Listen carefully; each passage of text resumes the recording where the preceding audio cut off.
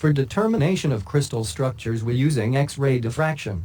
The atomic and molecular arrangements in solids has resulted from X-ray diffraction investigations. Let us this example for more understanding. Consider waves 1 and 2, which have the same wavelength, lambda and are in phase at 0.00 slot. Now let us suppose that both waves are scattered in such a way that they traverse different paths. The phase relationship between the scattered waves, which will depend upon the difference in path length, is important. One possibility results when this path length difference is an integral number of wavelengths. These scattered waves are still in phase. They are said to mutually reinforce or constructively interfere with one another, and, when amplitudes are added, the wave shown on the right side of the figure results. This is a manifestation of diffraction, and we refer to a diffracted beam as one composed of a large number of scattered waves that mutually reinforce one another. Other phase relationships are possible between scattered waves that will not lead to this mutual reinforcement, wherein the path length difference after scattering is some integral number of half wavelengths. The scattered waves are out of phase, that is, corresponding amplitudes cancel or annul one another, or destructively interfere, i.e., the resultant wave has zero amplitude, as indicated on the right side of the figure.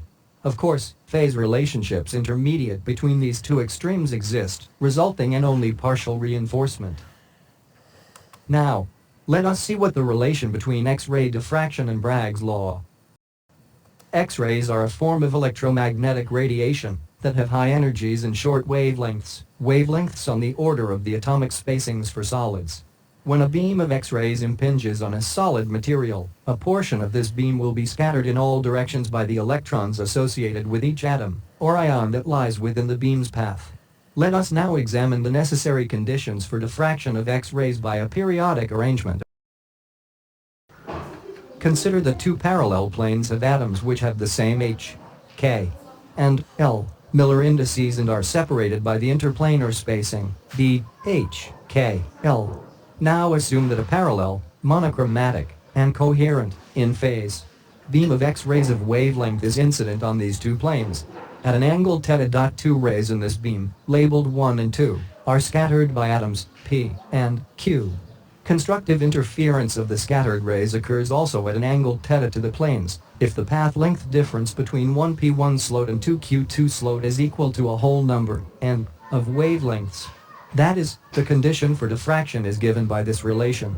This relation is known as Bragg's law, also, and is the order of reflection, which may be any integer, 1, 2, 3, consistent with some not exceeding unity. Thus, we have a simple expression relating the X-ray wavelength and interatomic spacing to the angle of the diffracted beam. If Bragg's law is not satisfied, then the interference will be non-constructive in nature so as to yield a very low intensity diffracted beam. The magnitude of the distance between two adjacent and parallel planes of atoms, the interplanar spacing, d, h, k, l, is a function of the Miller indices, h, k, and l, as well as the lattice parameters. For example, for crystal structures that have cubic symmetry, the interplanar spacing is given by this relation, in which A is the lattice parameter, unit cell edge length. Relationships similar to equation of cubic but more complex exist for the other 6 crystal systems. Bragg's law is a necessary but not sufficient condition for diffraction by real crystals. It specifies when diffraction will occur for unit cells having atoms positioned only at cell corners. However, atoms situated at other sites, face and interior unit cell positions, as with FCC and BCC, act as extra scattering centers, which can produce out-of-phase scattering at certain Bragg angles. The net result is the absence of some diffracted beams. Should be present. For example, for the BCC crystal structure, H plus K plus L must be even if diffraction is to occur, whereas for FCC, H, K, and L must all be either odd or even. What do you know about diffraction techniques? It's one common diffraction technique employs a powdered or polycrystalline specimen consisting of many fine and randomly oriented particles that are exposed to monochromatic X radiation.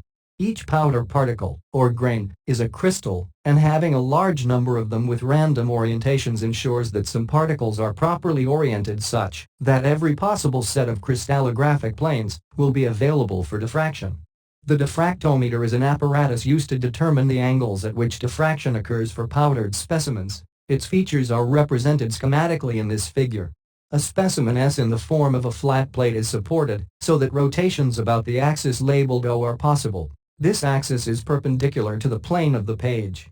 The monochromatic X-ray beam is generated at point T, and the intensities of diffracted beams are detected with a counter labeled C in the figure. The specimen, X-ray source, and counter are all coplanar. The counter is mounted on a movable carriage that may also be rotated about the O-axis. Its angular position in terms of 2 θ marked on a graduated scale. Point 4 carriage and specimen are mechanically coupled such that a rotation of the specimen through θ is accompanied by a 2 θ rotation of the counter.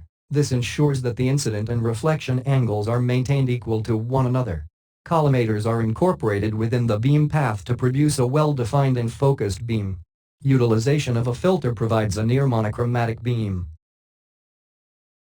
As the counter moves at constant angular velocity, a recorder automatically plots the diffracted beam intensity, monitored by the counter, as a function of 2 θ.